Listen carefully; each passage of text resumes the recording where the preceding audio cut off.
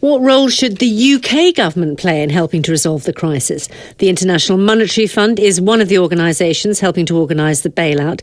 The Chancellor George Osborne was asked about a British contribution on the Today programme this morning. Britain has always been a very big supporter of the IMF, and if the IMF believes it needs more resources, and I think it does, then it should put its case to the membership around the world. And Britain has always been prepared to provide resources in the past and will be willing to provide resources in the future if there is a strong case.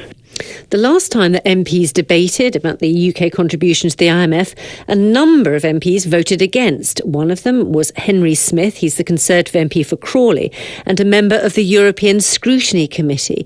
Why were you concerned? Good afternoon. Well, I'm concerned about resources being used solely for bailing out the euro currency, and I think the Chancellor, in his comments on the Today programme earlier on, is absolutely right.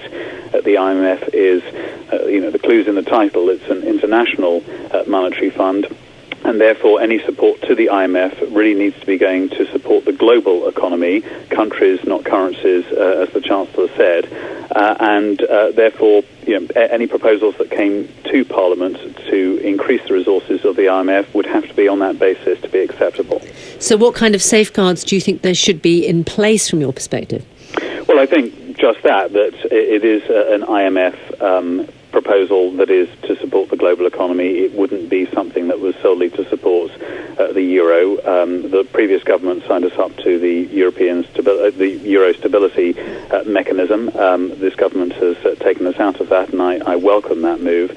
We need to look at supporting growth and stability, as I say, across the world in markets, and not just focusing on Europe alone. Sure, not just focusing on Europe alone. I understand the point that you're making, but is it possible to ring-fence IMF money in this way?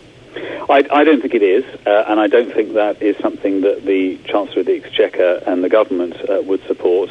I would certainly support the government in that aim. We need to see a broad approach to stability in global markets and currencies, and the euro is a very important part of that. Let's not kid ourselves. Well, exactly. Don't you need to stabilise the euro in order to solve the global economic crisis? Well, Foreign Secretary William Hague mentioned over the weekend that it is in our interests to see the euro in a stable situation, and our major trading partners in Europe in a stable situation as well. But it has to be part of a global measure, and cannot be, in my view, and I believe the view of the government, just solely ring-fenced to Europe. So this time you'll be voting in favour? Well, we don't know what the proposals are. As the Chancellor said this morning on the Today programme, it's up to the IMF to put forward a package of measures, and it depends on what those measures are. Henry Smith, many thanks indeed for joining us.